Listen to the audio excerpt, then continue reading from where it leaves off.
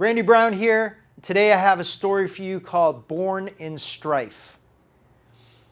Two of the things in my life I'm extremely passionate about are martial arts and gaming. And I never saw how these two things could come together. If I'm on the mats and I'm boxing and grappling and coaching and I start rolling dice in the middle of a match, I'm going to get punched in the face repeatedly and I deserve it. On the flip side, if I go to a game convention and I start choking people out at the table, then I'm going to get thrown out, probably arrested, and I deserve that too. So never in my wildest dreams could I see how these two things could come together. But back in 2020, everything changed. These two worlds came smashing together and changed everything for the better, and I never looked back. And that's how we get to Fists and Fiends and where it comes from. Back early in 2020, I was 17 years in on running my martial arts gym when the pandemic hit. As everything started to collapse around us, I knew one thing. Martial arts can help everyone get through this. How? Why? Because my life had had a lot of turmoil, chaos, and discord over the years, and martial arts had always helped get me through it. It was a rock in the storm. It was a central pillar that helped keep me strong. And I wanted to be there to help my team experience martial arts in the same way and to help get them through everything that was going on around us. So I made a tough decision and I took the team online. But I had nowhere to stream classes. So I started shooting videos, uploading them, along with training missions every week so that people could practice without having to think about what they needed to do. We would meet up once or twice a week, and I would help coach people on how to solve problems and what they needed to do to help train on their own. Something I was pretty well experienced with over the years. Because you don't always have a partner available in martial arts, but you still want to be able to keep practicing and keep sharpening that sword. Now the adult team did great. They were self-directed, they were guided, they were troopers. But the kids team, I saw very quickly where that was going to go south. And I had to find a way to keep them motivated, keep them thinking about their martial arts and how they could use it to solve problems in real fights. And this is where the gamer side of me came rushing back in. How can we use a game to help motivate the kids to keep wanting to train, to keep thinking about how their martial arts would work in a real life conflict? How to practice their techniques and want to think about those techniques when you're competing with video games, movies, television, devices, social media, and drowning them in 8 hours of classes every day online. My first thought was war games and simulators, used to this day and used for thousands of years to game out conflicts without the risk. Military and civilian aviation use simulators because the risk of failure is so high with the loss of lives and millions of dollars that it's better to try things out on the ground in a simulator than it is to just throw somebody in a plane.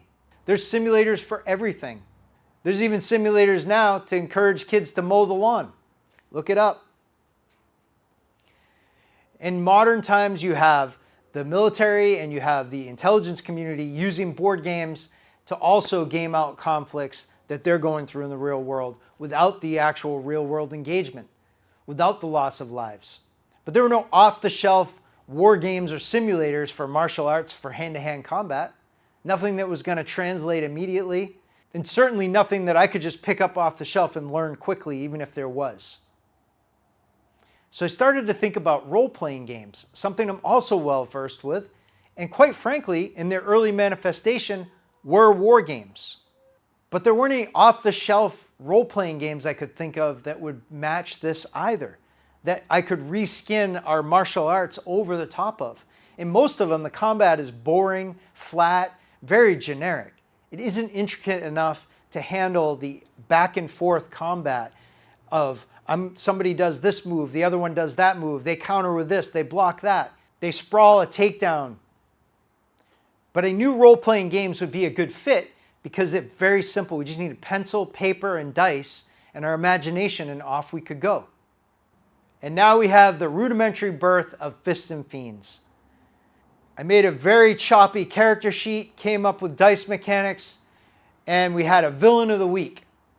And the kids got together, and one of my coaches helped me, and we ran a story where they would have to use their martial arts and work together to beat the bag out of the bad guy that week. But how does this motivate them to train? This is just a game. This is where we started to use the carrot and the stick. So the carrot was, if they did their training mission that week, it would buff the physical attributes of their character in the game that week. If they watched videos or studied some of the history or read articles about their martial arts, it would buff the intellectual characteristics of their characters that week. And then at the end of the mission, they would get extra experience points for their characters so they could level up faster if they actually trained that week. And it worked. It was awesome. We had a blast. But something unexpected happened next. I didn't anticipate this at all. Some of the parents, well, they also trained with me as well. And unbeknownst to me, they were gamers too. And they asked if they could play Fists and Fiends. So I made a separate session for the adult team, and off we went. And we got to play Fists and Fiends twice a week, and everybody had a great time. So much so that I ended up with another problem down the road, which is the kids actually enjoyed the game more than they enjoyed training martial arts, and they actually wanted to just play the game. As we started to come out of the lockdowns, I thought maybe other people would enjoy this too. So I took it to a game convention, PAX East. Ran a little session, great feedback, thumbs up. People liked it. So I took it to another convention. People liked it. Took it to another one. People liked it.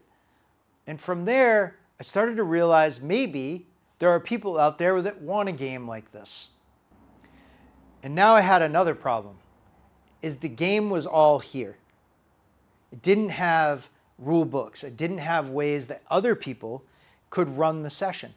How can I make this something that other people can run for their friends without 26 plus years of martial arts experience? And that's where we go from brains to books. I sat down and I started to put all the rules together for the game so that other people could pick it up and not only run the game for their friends and have fun, and also learn martial arts, fighting techniques, strategy, and tactics while they're having fun. And now here we are 5 years later, and the game is done. The books are 100% complete, and they're ready to go. All they need is to be printed. And that's where you come in. We could use your help in backing this Kickstarter campaign so we can get Fists and Fiends into your hands and your friends so all of you can enjoy the action-packed, realistic, edge-of-your-seat, tension-inducing combat that is Fists and Fiends. So please, take a look at those tiers on the right-hand side of the page, pick the one that's right for you, and we appreciate your support no matter how big or how small it is. Thank you very much. I look forward to you enjoying Fists and Fiends.